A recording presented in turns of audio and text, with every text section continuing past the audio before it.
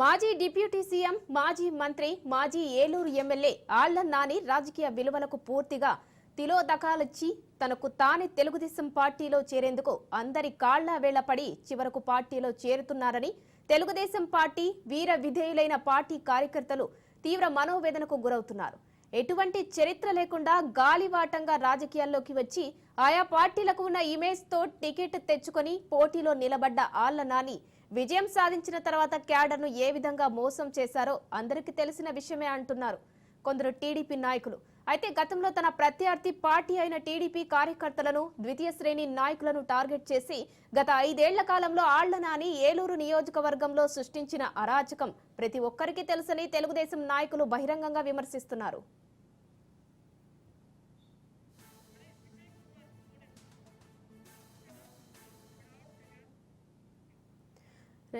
YCP పార్టీకి చెందిన ఆళ్ల నాని టీడీపీలో జాయిన్ అవుతున్నారు. దీనికి సంబంధించి టీడీపీ నాయకులు తీవ్ర విమర్శలు చేస్తున్నారు. దీనికి సంబంధించిన మరిన్ని డీటెయిల్స్ మా ప్రతినిధి విజయ్ కుమార్ ఫోన్ లైన్ లో అందిస్తారు. విజయ్, చెప్పండి, ఆళ్ల నాని టీడీపీలో జాయిన్ అవుతుండడంతో అటు గ్రీన్ సిగ్నల్ వచ్చినప్పటికీ టీడీపీ నేతలు మాత్రం దీనికి వ్యతిరేకంగా స్పందిస్తున్నారు. దీనిపై డీటెయిల్స్ ఏంటి?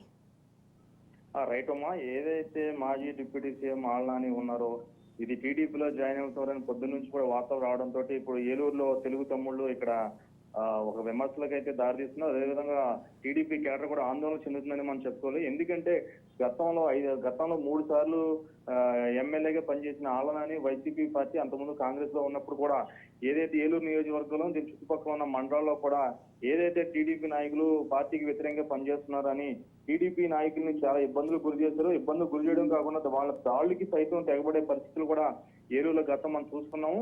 దీన్ని దృష్టిలో పెట్టుకుని ఇప్పుడు ఏదైతే టీడీపీ పార్టీకి వ్యతిరేకంగా పనిచేసి టీడీపీ పార్టీలో ఉన్న నాయకుల్ని ఇబ్బంది పెట్టి టీడీపీ నాయకుల మీద కేసులు కట్టించినటువంటి ఆళ్ల నాని ఏ విధంగా ఏ మొహం పెట్టుకుని టీడీపీలో మళ్ళీ జాయిన్ అవుతాడంటే ఇక్కడ విమర్శలు చూస్తున్నారు తెలుగు తమ్ముళ్ళు.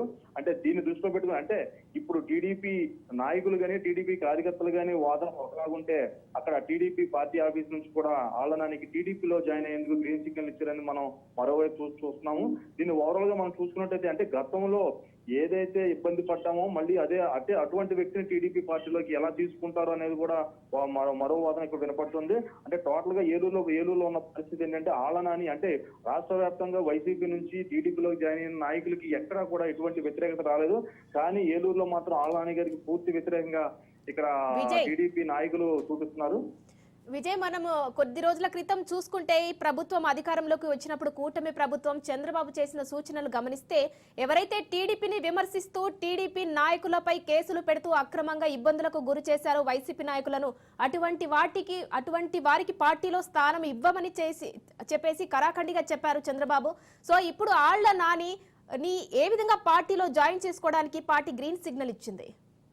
అంటే ఉమా, గతంలో నుంచి కూడా మనం చంద్రబాబు నాయుడు చేస్తున్న వ్యాఖ్యలు మనం పరిశీలించినట్లయితే ఏదైతే టీడీపీ నాయకుల్ని కార్యకర్తలను ఇబ్బంది పెట్టినటువంటి వైసీపీ నాయకుల్ని టీడీపీలో జాయిన్ చేసుకోవద్దని గతంలో మనం చంద్రబాబు నాయుడు నుంచి ఒక స్వరం విన్నాం.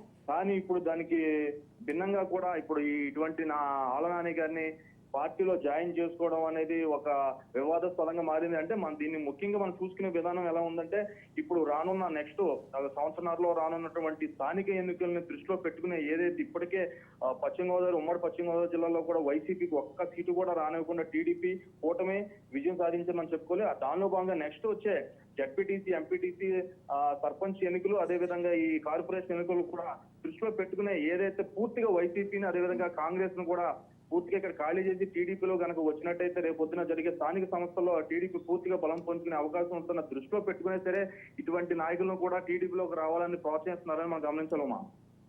Thank you Vijay.